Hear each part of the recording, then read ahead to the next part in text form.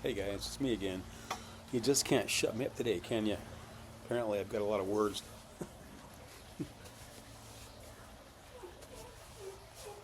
Anyway, I just got home. Yes, my wife could smell the tobacco. First thing she said was, "It smells awful in here." And although she knew I'd been smoking, she said it smells like the bad tobacco.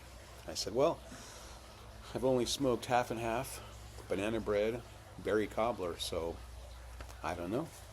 Anyway, she wasn't impressed, but I sprayed the house out with some Ozium spray. I forgot I had it. I bought it at Walmart last summer in order to let me adjust this a bit. In order to get rid of some of the past tobacco smells. So after I sprayed that, then she said it smells worse than ever. So anyway, she decided just to take a nap.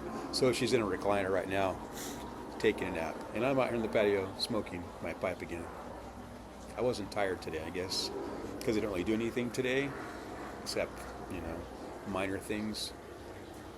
I have a lot of energy, so anyway, I thought I'd come on here again. I had responded to Truck and Piper Bob's video earlier today. He was talking about, well, he just showed a crossbow, and I said that reminded me of crossbow my stepdad used to have. He and my mom got married when I was about 12, so I was probably 12 or 13, and all these neat toys like crossbows and things like that. So I think they were gone for some reason, and me and a buddy were home, and our buddy came over, and we were there. So I got bored and started thinking of things to do. So I found my stepdad's crossbow with some arrows. We shot up the backyard pretty good. Anything we'd find, trees, fences, all that great stuff to shoot at with a crossbow. And then I had the bright idea. I still can't believe it because it's so stupid. I had the bright idea to shoot it up over my roof. I didn't think about the thing having to come down really. And I can't claim that I just aimed too high. We had a target that we probably put on back of the house. Another mistake, which I'm sure I got in trouble for. I was out of control. Did a lot of stupid things. It's a wonder I'm still alive. But anyway, shot this crossbow over the house, and without even thinking about it, my friend and I went to retrieve the arrow because we only had a limited amount of ammunition. So luckily, it traveled way down the street and landed in someone's lawn. I think. I don't know though. How could we have gotten that thing out? It must have been plunged in the ground quite a bit. Maybe we never found it. Maybe I've murdered someone I don't even know. Good grief. The things you do when you're young, the stupid things you do when your brain is not fully developed or developed in all the wrong ways. So anyway, that was one of the stupid things I did as a young teenager, 12-year-old, I guess. I hope I wasn't the older because then it makes you look even more irresponsible. So anyway, though, that was one of the things. The other thing we did, and I've talked about this before, was we'd make these sparkler bombs. Me and my friend Travis, we were always up to something. And I was a pretty innocent kid. I didn't really mean to hurt anyone or anything, but I did my fair share apparently. That we get these sparklers for 4th of July. In the old days, the sparklers were much different than they are now. They had wooden sticks, but they were really large diameter. So you could take those, 10 or 12, depending upon what size of detonation or explosion you wanted, and you could wrap them together, put one sparkler up in the middle as a fuse, and you could wrap those babies with what was called filament tape.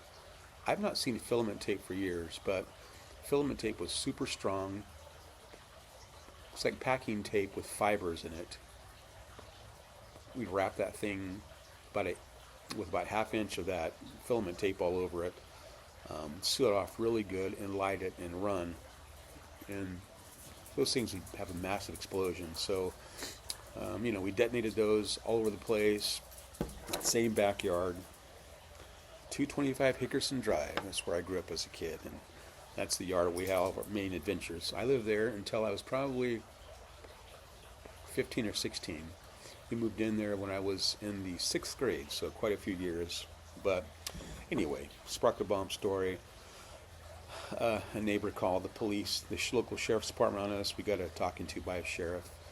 I dumped all my things because I was scared.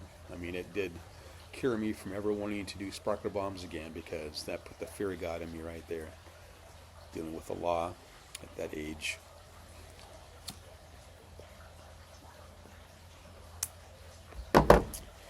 Also, one time, talking to a neighbor of ours who must have really not liked us, because we discovered you could take a balloon with helium and, inhale it and make your voice go up a few octaves. So we were telling a neighbor, and he said, well, you know what? There's a way that you can make homemade helium.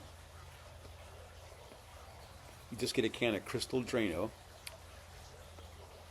He takes some aluminum foil, and you shred the aluminum foil up.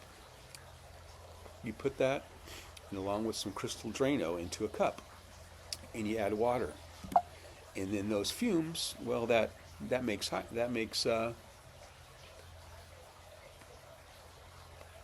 whatever it was I was talking about, helium. I still have brain damage. Anyway, that makes helium. So we did that, but luckily for us, when we tried to inhale it, it was pretty impossible to do, pretty toxic. So that guy, his name was Grover Williams Pomeroy. And I think he really wanted to kill us, because that could have done the trick. This guy, he lived next door. His parents had lived next door to us when I was a real young kid. An old man and his wife. The man was a gambler. He had about 16 chihuahuas. One was named Baby. And he'd sit in his yard every night, in the summer, I guess, mostly. And he'd chew tobacco. He's got a big wad of tobacco in his mouth, a big glass of water, and a big gun he'd always have next to him. And I didn't realize that at first, but one night I noticed that he had some massive revolver sitting in the chair next to him. I don't know if it had anything to do with it, but he was, apparently he'd spend most of his time gambling. He was an old guy. He'd go to a local card room in Oildale, which was a small little town next to Bakersfield where I grew up, and he would spend his days gambling, and I'm not sure, but he may have made some enemies. But he always had that gun out there. I lived in a little trailer on a lot, and I used to mow their lawns his lawn for him when I was a kid. Grover Pomeroy Sr. He passed away. Then his son, the maniac that tried to murder me and my friend Travis, moved in. He told us all sorts of stories too. Like one time when he was in the desert, driving across the desert, his watch stopped and he saw these weird things, and he told us his wife worked for the CIA. Unfortunately, his wife had committed suicide while they were living there. Not there, but some. Sorry, in the midst of my story, I accidentally clicked the off button, or the stop button, stop filming. Anyway, this man, his wife, her name was Lorraine. She'd committed suicide in a gas station restroom at some point, and he was really upset for a long time, but I guess he got over that. After a while, he was back to his storytelling, and he told us that his wife was really assassinated by the CIA, that she didn't commit suicide. So he just had a lot of these crazy stories. He also, when she was still alive, they would do a lot of jewelry work. They would sell like customized jewelry at a local swap meet, or a yard, like a big swap meet basically. And he would sit at his table at night. She would too, and they'd sit there and they'd put their jewelry together. And boy, my mom let me hang out with some weird people without even knowing it. I was over there. My mom may have been there too, my stepdad. But anyway, they were working on some jewelry. He had this really cool thing that he did. He had a dollar piece, and he'd saw it in 3 pieces, put a little groove on the outside with a little rubber band, which was like a rubber band you'd use for braces, and you could put that thing in a bottle, and you could shake it out, and it would expand or fold back out again. So it was a pretty cool trick. He gave me one of those one time. I have no idea what happened to it. He also gave me a silver bar, a little tiny silver bar that he said, my dog, he said he found in the desert and with buried treasure. So man, I was so gullible. I believed all the stories he told me. Penny, he was a piece of work, that guy. I don't know whatever happened to him. Oh, what I was going to say is he was working on this jewelry, and I happened to look at his head, and I could see this black net type thing in his head. I had no idea about hair pieces or anything. I just thought it was the creepiest.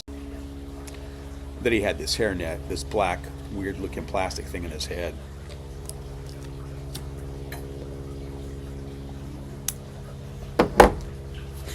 I have no idea if you guys are enjoying this or not. I'm just burning up time talking to my laptop, my MacBook, while my wife's taking a nap. Anyway, crazy childhoods, the things we've survived as kids. Me and Travis would hop trains, go down to the local bowling alley to play in the penny arcade, or quarter arcade, or whatever, you know, the electronic games back in the 80s. Oh, by the way, smoking some Mississippi Mud.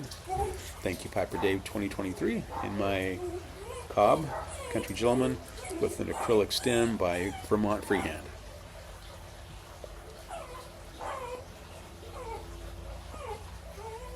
Well, guys, I guess that's the end of story time. You're probably tired of my stories for today, and I'll let you guys go. Thanks for hanging out with me. Talk to you soon. Bye.